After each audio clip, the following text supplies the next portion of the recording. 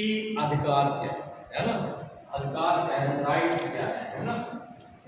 तो आप देखें राइट्स के बारे में बहुत सारे जो विद्वान हैं उन्होंने इसको परिभाषित किया है ना। जैसे लास्की ने इसको यूं परिभाषित किया कि अधिकार हमारी वे आवश्यकताएं हैं, वे जरूरतें हैं, वो नीड्स हैं जिनके बिना मानव जीवन के व्यक्तित्व का विकास नहीं हो सकता है ना। यानी जो पर्सनालिटी है वो पूरी तरह डेवलप ही नहीं हो। वो सांख्य ने इसको दूसरी तरह से डिफाइन किया कि अधिकार एक प्रकार की मांगे जिन्हें समाज स्वीकार करता है और राज उन्हें लागू करता है। ठीक है, अधिकार पता ये लगा कि वे परिस्थितियां हैं, वे आवश्यकताएं हैं और वे स्वतंत्रताएं हैं जो हमारे व्यक्तित्व यानी हमारी पर्सनालिटी के विकास के लिए बहुत ही जरूरी है। अगर सपोज दैट हमें स्वतंत्रता न मिले तो हमारे व्यक्तित्व का विकास नहीं होगा। अगर हमें समानता में वातावरण न मिले तो भी हमारे व्यक्तित्व का विकास नहीं होगा, है ना। तो आफ्टर ऑल आप देखें, और अगर हमें जीवन हमारा हमसे छीन लिया जाए तो भी एक तरह से हम पूरी तरह खत्म हो जाएंगे और हमारा जो एग्जिस्टेंस, हमारा व्यक्तित्व वो पूरी तरह खंडित खत्म हो जाएगा, है ना। तो अधिकार एक प्रकार की मांगे हैं, है ना।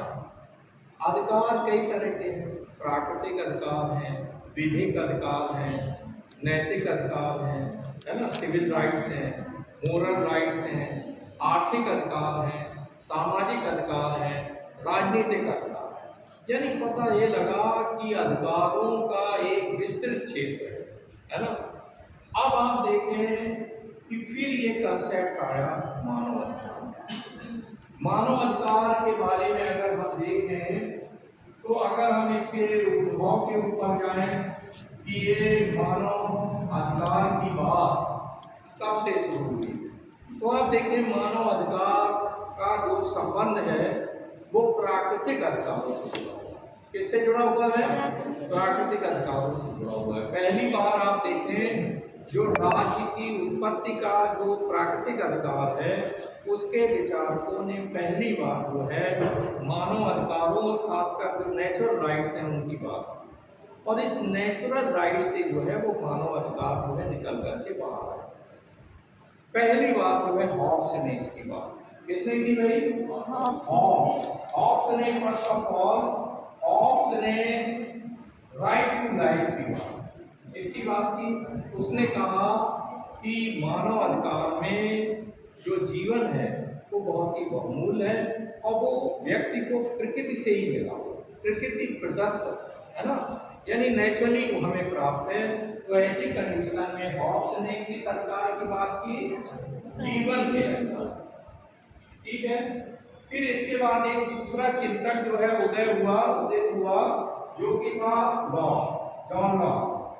लॉक ने 3 अधिकारों की बात की, जीवन तो था ही, उसने दूसरा स्वतंत्रता और संपत्ति, है ना, स्वतंत्रता एवं संपत्ति की बात की। तो आप देखें कि जॉन लॉक ने भी इसमें बहुत बहुमूल्य योगदान दिया। उसने कहा कि 3 अधिकार नेचुरल हैं, प्राकृतिक हैं और इनको जो है राज्य का कर्तव्य है कि उन्हें मेंटेन करें, और ये व्यक्ति को जीवन से ही प्राप्त होते हैं, प्रारंभ से ही प्राप्त होते हैं। आप देखें अगर हम इस मानव अधिकार का विच्छेद करें तो ये 2 शब्दों से बना है, मानव धन अधिकार।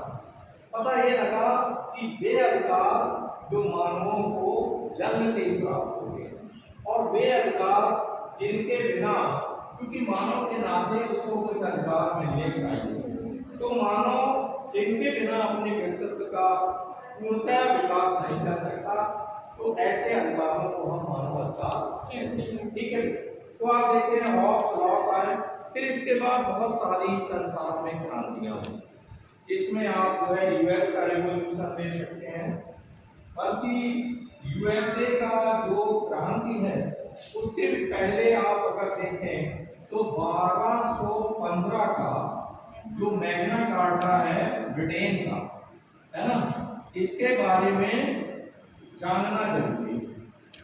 ब्रिटेन में मैग्ना कार्टा 1215 में जो है, जो जॉन वहाँ का राजा था, उसने इसका डिक्लेरेशन किया और इसमें व्यक्ति को बहुत सारे अधिकार जो है वो प्रदान किए गए, है ना।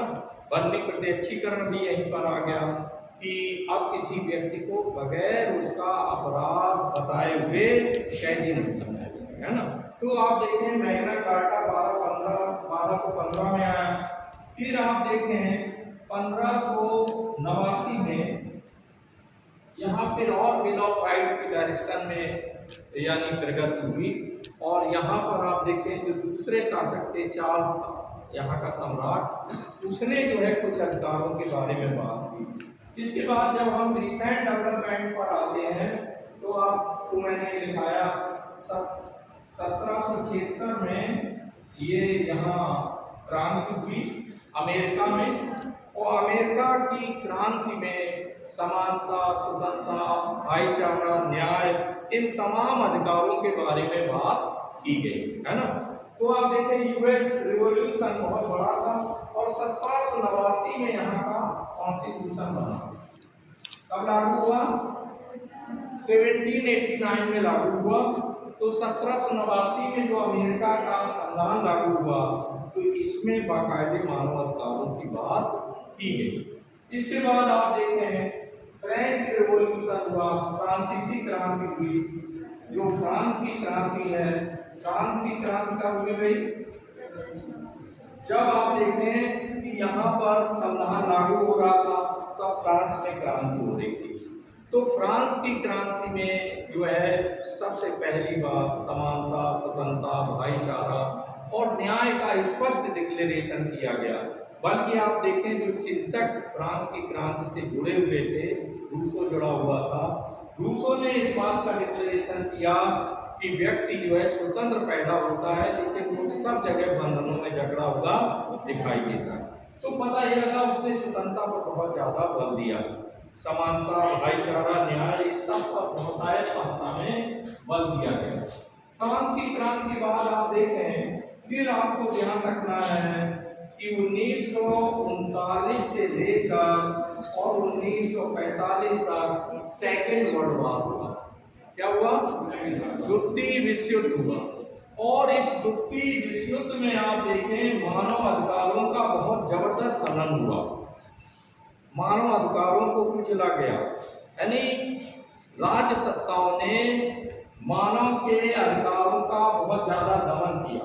तो 1939 से 1945 के बाद सेकेंड वर्ल्ड वॉर के बाद हम लोग देख रहे हैं कि 1945 में जब ये द्वितीय विश्व युद्ध समाप्त हो गया तो यहाँ पर फिर यूएनओ का गठन हुआ, है ना।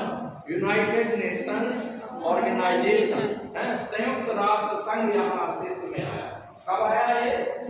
1945 में संयुक्त राष्ट्र संघ का गठन हुआ। तिथि कौन सी थी? 24 अक्टूबर, है ना। और 1945 में संयुक्त राष्ट्र संघ का गठन हुआ और संयुक्त राष्ट्र संघ ने विधिवत रूप में 10 दिसंबर 1948 में मानव अधिकारों का सार्वभौमिक घोषणा पत्र जारी किया। कब जारी किया गया?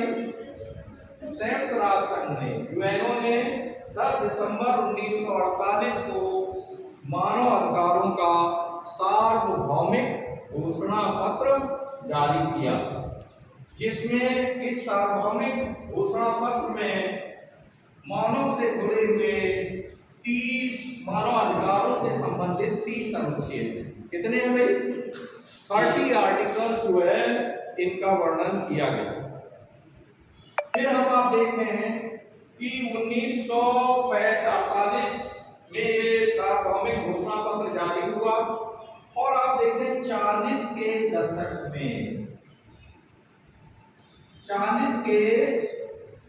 में जो है बहुत सारे देशों को, एशिया और अफ्रीका के देशों को आज़ादी मिली, जैसे हमें 1947 में मिली, है ना।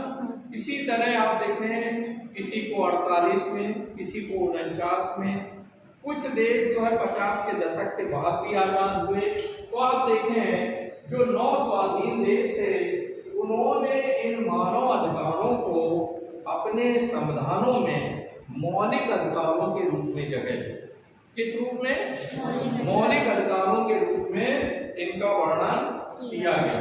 तो हम आप देखें कि अगर हम अपने भारत के ही संविधान की ओर अगर ध्यान दें तो ये जो चार्टर है 1948 का universal declaration of human rights है ना, तो इससे बहुत सारे अनुच्छेद हमारे संविधान के भाग 3 में अनुच्छेद 12 से 35 तक कितने अनुच्छेदों का वर्णन है? 30 अनुच्छेदों में से करीबन 23 अनुच्छेद हमारे संविधान में शामिल है। कितने? 23। और उनको मौलिक अधिकारों के रूप में मान्यता प्रदान की गई। अब प्रश्न ये उठता है, यहाँ मैंने आपके सामने रखा है अधिकार, मानव अधिकार, संवैधानिक अधिकार, मौलिक अधिकार। इनमें माइनॉरिटी बहुत कम अंतर है। मानव अधिकार क्या है? मानव अधिकार वे सार्वभौमिक अधिकार है ना, जो हमें मानव होने के नाते प्राप्त है। जाति का बंधन नहीं है, धर्म का बंधन नहीं है, लिंग का बंधन नहीं है, पुरुष और स्त्री के आधार पर भी कोई विभेद नहीं बरता जाएगा। सभी को ये अधिकार दिए जाते हैं बिना किसी भेदभाव। अब आता है संवैधानिक अधिकार। आप देखें संविधान में जो अधिकार है उनका निर्माण कौन करता है? कानून का निर्माण कौन करता है? तो अब देखें दुनिया की जो तमाम विधायिकाएं हैं, जिसमें हमारी अपनी विधायिका भी है, व्यवस्थापिका है। हमारी विधायिका को क्या कहा जाता है? संसद कहा जाता है। संसद है ना। तो हमारी जो संसद जो है समय समय पर अनेक अधिकार मानव जीवन की आवश्यकता अनुसार बनाती रहती है। हालांकि एक बात याद रखना कि ये जो मौलिक अधिकार भी एक प्रकार के संवैधानिक अधिकार ही हैं। क्यों है संवैधानिक अधिकार? क्योंकि इनका उल्लेख भी हमारे संविधान में किया गया है। ठीक है, लेकिन मौलिक अधिकारों के साथ साथ अन्य कई प्रकार के संवैधानिक अधिकारों का निर्माण समय समय पर प्रत्येक देश की विधायिकाएं करती रहती है ना, संपत्ति से रिलेटेड है। जैसे सपोज दैट ये आप देखें कि एक मौलिक अधिकार था हमारे संविधान में संपत्ति का। कैसा था? संपत्ति का अधिकार। हाँ, पहले 7 मौलिक अधिकार थे है ना।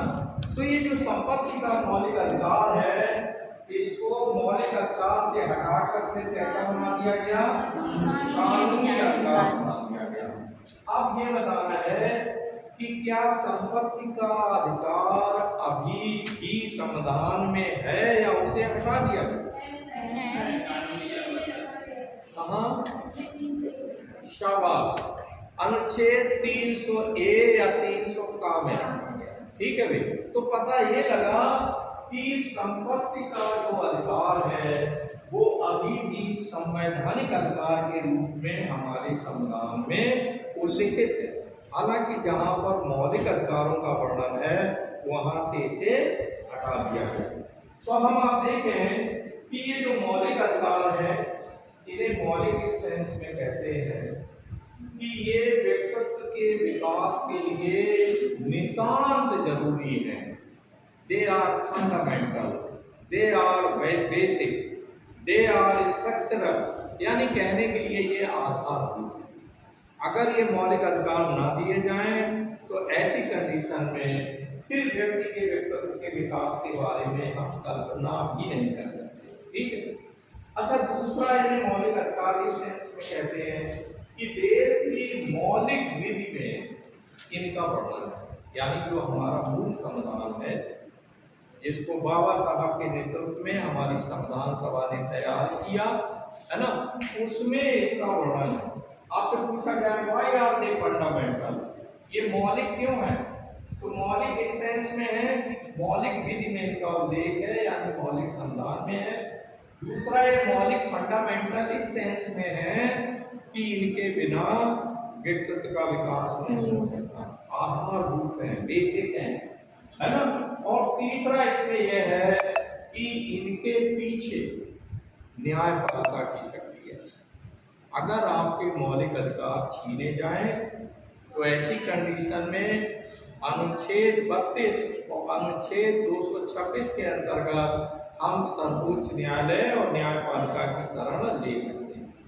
5 प्रकार की रिट जारी होती है और उन रिटों का सहारा लेकर के हम सर्वोच्च न्यायालय में अपनी याचिका दाखिल कर सकते हैं। तो आपको क्लियर हुआ कि ये जो मौलिक अधिकार हैं ये एक प्रकार के संवैधानिक अधिकार हैं, लेकिन संवैधानिक अधिकार बहुत सारे अधिकार हैं जो पहले भी थे और कालांतर में समय समय पर सरकारें जैसी आपकी आवश्यकताएं होती हैं नागरिकों की, तो सरकारें उस आधार पर बनाती। जैसे सूचना का अभी जुड़ा कुछ समय पहले, प्रारंभिक शिक्षा का अधिकार अभी जुड़ा है कुछ समय पहले, है ना, 2000 में के ही आसपास, है ना। तो ऐसे कंडीशन में आप देखते हैं कि संवैधानिक जो अधिकार हैं आपके और मौलिक अधिकारों में जो अंतर है कि मौलिक अधिकार एक प्रकार के संवैधानिक अधिकार है, लेकिन ये आधारभूत हैं और इनको लेकर गारंटी दी गई है। राज्य आपसे ये मौलिक अधिकार छीन नहीं सकता। जैसे विचार अभिव्यक्ति का, बोलने का, है ना। अब अगर आप सकारात्मक बोल रहे हैं और इस पर राज्य नामक संस्था प्रतिबंध लगा रही है तो आप इसको लेकर न्यायपालिका की शरण में। किसी सिविलियन को अगर पुलिस अरेस्ट कर लेती है तो कौन सी रिट जारी होगी? बंदी प्रत्यक्षीकरण, है ना, हैबियस कॉर्पस। और बंदी प्रत्यक्षीकरण के अंतर्गत वकील या उसका कोई सगा संबंधी न्यायालय में जाएगा और वहां न्यायालय आदेश निर्गत करेगा राज्य सरकार से जुड़े हुए किसी भी प्राधिकरण को, वो पुलिस भी हो सकती है, कि आखिर आपने फला व्यक्ति को किस अपराध में निर्लिप्त मानते हुए उसको आपने बंदी बनाया। तो बंदी प्रत्यक्षीकरण, बंदी प्रत्यक्षीकरण का अर्थ क्या है कि बंदी को प्रत्यक्ष किया जाए, सामने लाया जाए। किसके सामने? न्यायपालिका के समक्ष लाया जाए, मजिस्ट्रेट के समक्ष, और ये स्पष्ट किया जाए कि उस व्यक्ति का अपराध है। अब आप सोचिए, जब बंदी प्रत्यक्षीकरण नहीं था तो राजे महाराजे सरकारें किसी भी व्यक्ति को निरोधित करते थे, पकड़ा और उसे अंदर डाल दिया, फांसी की सजा दी। राजा लोगों के बारे में राजतंत्र में कहा जाता बड़े संकी होते थे, किसी भी व्यक्ति को हैंग अप कर देते थे, फांसी में लटका देते, है ना। उनका गुस्सा, अगर उनका मिजाज अच्छा है तो सजा अच्छी मिलती है, अगर वो गुस्से में बैठे हैं तो सूली पे लटकाते, है ना। तब ये कानून बना, बंदी प्रत्यक्षीकरण, कि व्यक्ति का अपराध क्या है ये बताया जाए। इसका वर्णन अनुच्छेद 20 में भी किया गया है ना, कि अपराध सिद्धि का अधिकार, और 21 में क्या है? जीवन का अधिकार, राइट टू लाइफ। तो आप देखें ये मानव अधिकारों को लेकर लंबी संघर्ष गाथा है ना। तो ये क्लियर हो गया आपको कंसेप्ट, जो भाई क्लियर हो गया।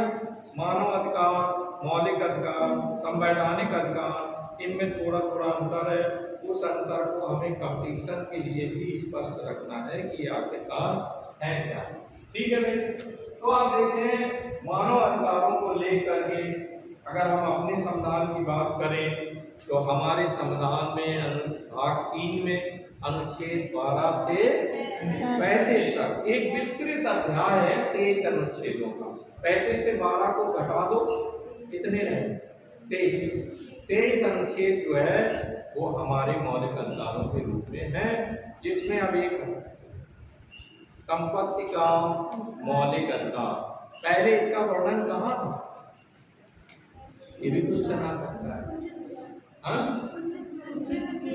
संपत्ति के मौलिक अधिकार का वर्णन पहले कहाँ था? किसमें था? नहीं, मौलिक अधिकार 19 अनुच्छेद में था, 31 में था। किसमें था? 31 से हटाकर उसे 300 का में ले जाया गया। कहाँ से हटाया गया? उसे 31 से हटाया गया और 300 का में ले जाया गया, है ना भाई। तो हम आप देखते हैं कि समानता का मौलिक अधिकार 12 से और कहाँ तक है?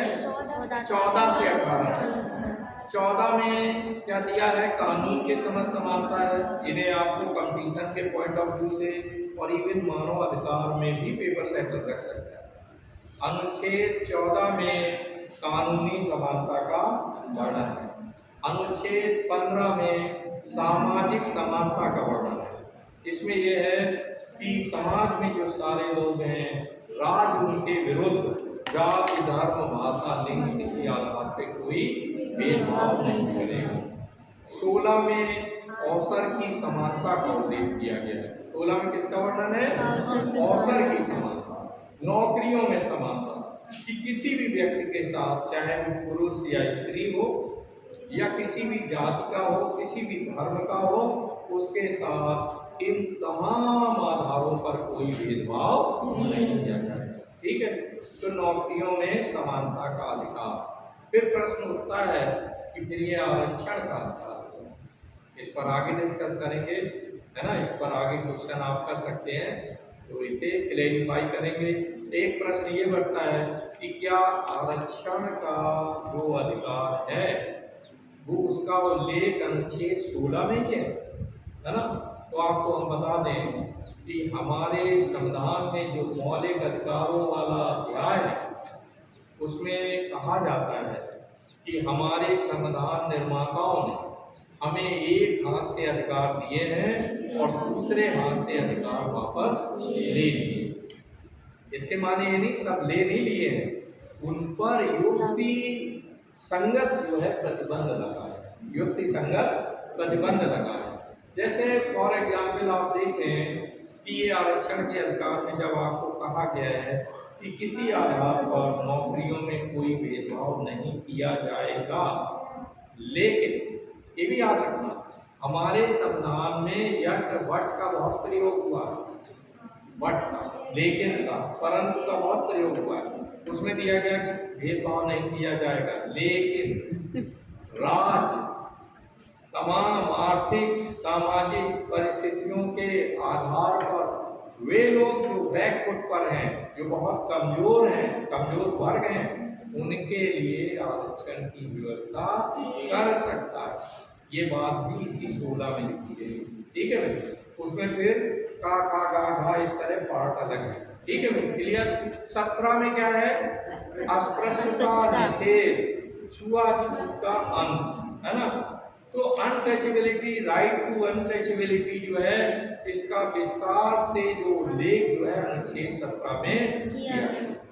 आप देखें स्वतंत्रता का अधिकार है, 19 जो अधिकार है, यस करें, अनुच्छेद जो 19 है इसमें 6 प्रकार की स्वतंत्रताएं दी गई। कितने तरह की? 6 टाइप ऑफ लिबर्टी दी गई है। 6 प्रकार की स्वतंत्रताएं दी गई हैं और जो संपत्ति की स्वतंत्रता थी वो वापस ले ली, है ना। तो बाकी 6 प्रकार की स्वतंत्रताएं हैं। विचार अभिव्यक्ति की स्वतंत्रता है ना, घूमने फिरने की स्वतंत्रता है, व्यापार व्यवसाय करने की स्वतंत्रता है, निवास करने की स्वतंत्रता है, कहीं हम जाकर बस सकते हैं, लेकिन उस पर भी कहीं कहीं प्रतिबंध लगाए गए। जैसे अब हालांकि हट गए, आर्टिकल 370 के अनुसार वहाँ मना किया गया था कि आप जम्मू कश्मीर में स्थायी निवास नहीं बनाएंगे, है ना, वहाँ आप जगह नहीं खरीद सकते, लेकिन अब ये राइट आपको ओपन कर दिया गया, है ना। तो हम आप देखें कि ये जो मानव अधिकार है वो लंबे संघर्ष के उपरांत हमें प्राप्त हुए हैं। दुनिया के तमाम संविधानों ने इनको स्थान दिया है। जब इनको मौलिक अधिकारों के रूप में शामिल कर लिया तो उसके बाद नागरिकों को अब विधि सम्मत रूप में इनका संरक्षण न्यायपालिकाएं प्रदान कर रही हैं। तो इनसे मानव को बहुत एक प्रकार की स्वतंत्रता और आज़ादी का माहौल प्राप्त हुआ है। लेकिन अभी भी आपको अनेक बलिदान हुए, अनेक क्रांतियां हुई, तब हमें ये मानव अधिकार प्राप्त हुए। लेकिन अब इन्हें आगे फ्यूचर में कंटिन्यू रखने के लिए भी हमें सजगता की जरूरत है ना।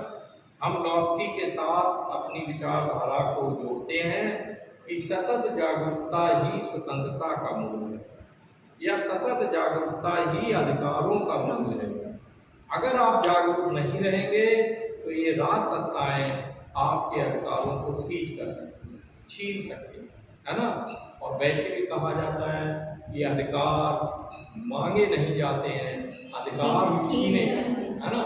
अगर आप बैठे रहे हाथ पे हाथ धरे हुए तो ऐसी कंडीशन में राज्य की सत्ता को संचालित करने वाला विधायक यानी कार्यपालिका से जुड़े हुए जो मंत्रीगण, और इसके अलावा आप देखें जो प्रशासनिक अधिकारी हैं, वो आपके मानव अधिकारों का संरक्षण के लिए वो बने हैं, लेकिन वही लोग आपके मानव अधिकारों का बहुत ज़्यादा क्षरण करते हैं, है ना। ये बहुत ही सामान्य सी बात है कि हम तमाम छोटी मोटी बातों पर लोगों से हिसाब मांगते हैं।